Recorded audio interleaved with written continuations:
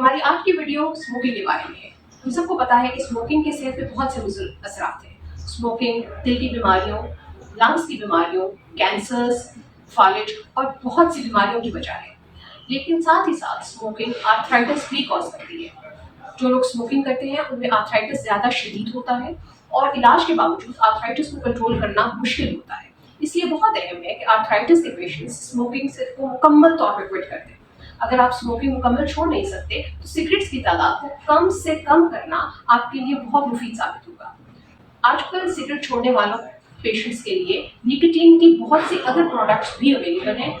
आप कोशिश करें कि आप जब स्मोकिंग छोड़ें तो आप किसी और फॉर्म ऑफ निकोटीन पे एडिक्टिव ना हो।